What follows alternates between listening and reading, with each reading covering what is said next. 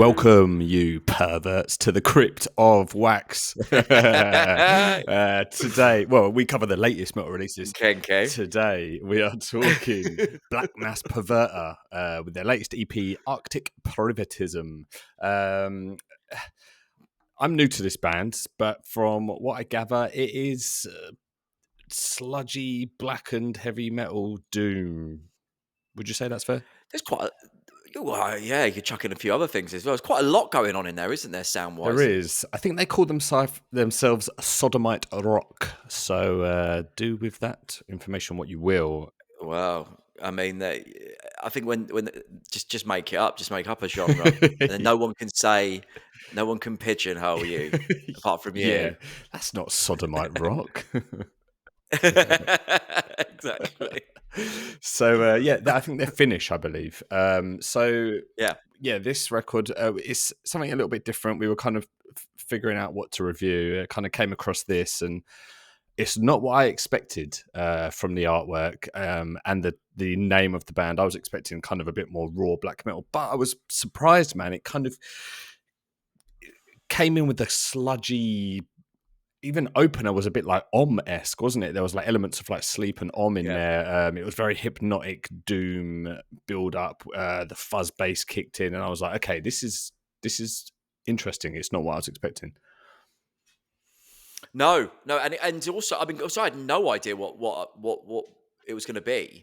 I did then think, are they instrumental as well? I thought that maybe that was part of it, because that whole song hasn't got any vocals in it.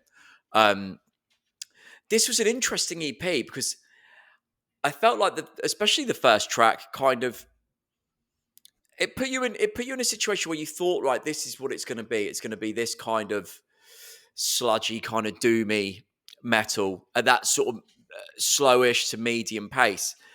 But as the EP goes on, you just sort of hear how much other stuff they've got going on in their sound. It almost gets fast. The album EP almost gets faster track by track, doesn't it? Yeah. Track one was that real slow, stonery, sludgy kind of thing. Track two went into a bit more sludgy, sleazy, like early I Hate God type thing.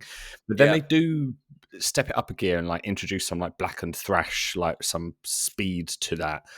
But then by track three, The Forbidden Practices at the Grave of My Pale Mistress, quite the song title, that they bring... I know, I only wrote Forbidden Practices down on my... Did you know the rest of it? My notes.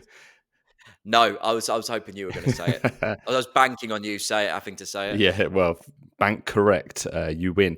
That had like a punkier, like sludge feel to it, didn't it? Almost like a hardcore element to it. You had like a two-step beat with the kind of tom, like the Tom's two-step beat, and then you went into that like hardcore not D beat, but like that kind of double time. And it was really cool, man. It was a nice mix-up of songs, of pace. Track 4 sort of had a similar kind of thing. It went into they were kind of back to back. It could have been one long song, but it broke up. It was a nice place to put a break in that song. But yeah, it also had that kind of higher tempo, punkier thing. It was just a kind of shorter song, but they kept the tempo up, but then switched it again completely by track 5, The Sacred Ingredients for Human Barbecue. It went real like old... Well, actually, John, sorry, before you move on to track 4, also, that had some blast beat parts in it as well, almost like that was the sort of black metal influence type thing. It was like harmonized riff, blast beat sort of bit, which was really cool. Yeah, they introduced blast, didn't they? That was, I guess, that's more where the blackened elements, and the vocals are quite black metal as well, aren't they? Overall, yeah. They have that kind of. They sort of straddle black metal and sludge. Type vocals, They do. They're cool. Then by track 5, they switch up entirely. And they bring it in a lot more like old school heavy metal / first wave black metal, don't they? And it has that real approach. Sorry, dog's kicking off. And then I don't know if you've seen a picture of them, Mike, but I feel like they don't take themselves too seriously. I mean, unless I'm completely wrong in that, but like some of the I think you'll be right. Some of the promos, they're kind of like arse out, like leather chaps type shit. I haven't seen those ones. It's, The one I'm looking at, the guy's got sort of like John Lennon sunglasses on. mate, they look great. It's a great look. Yeah. But yeah, in that track 5, did you notice, Mike? There was a couple like thrown in. Yeah, I did. Yeah. Which way is it? The song title sort of. What's the song? No. No, Was it track six? Track 6 that had a bit of a oh, track 6 naughty at the end of title. it, mate. There was so much of that going Yeah. on. Yeah. Yeah. Could you imagine him being in the studio, being like, right, I've just got to do the ad libs. Still doing some vocal overdubs. Yeah, having to make the kissing noise with his hand and the moaning.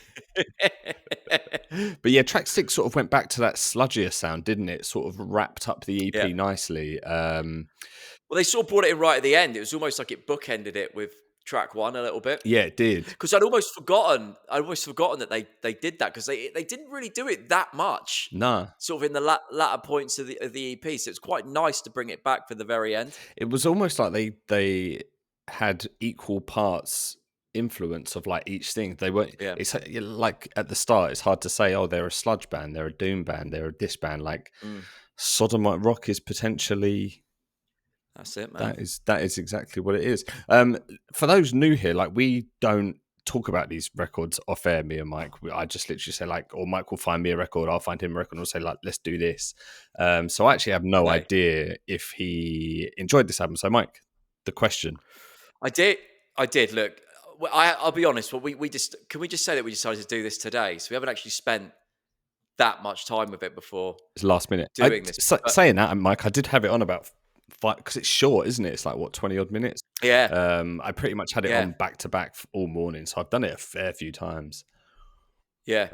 I haven't done it that much, but if I'm honest, but I really enjoyed it, man. It surprised me as it went on. I thought by track 1 I kind of and track 1 going into track 2, I thought that I kind of in my head had it figured out what this was going to be like, and then it just kept changing things up, bringing new parts into it, and changing up the pace and the styles and stuff. And it was a really enjoyable listen. Yeah, I'm in the same boat, man. Like, it took me by surprise, and I think that's where most of my fun came from, because I wasn't expecting it, and it was just throwing different styles at me that it was enough for me to be like, okay, that was actually fun, and short enough to be like, I'm keen to.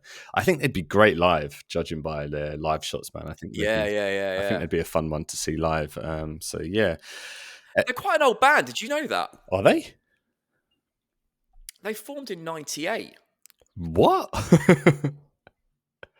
They formed in 98, but they didn't. Their first release wasn't until 2007, and they didn't do an album until 2016. So it seems like they maybe started but didn't do a lot for the first 10 years or so.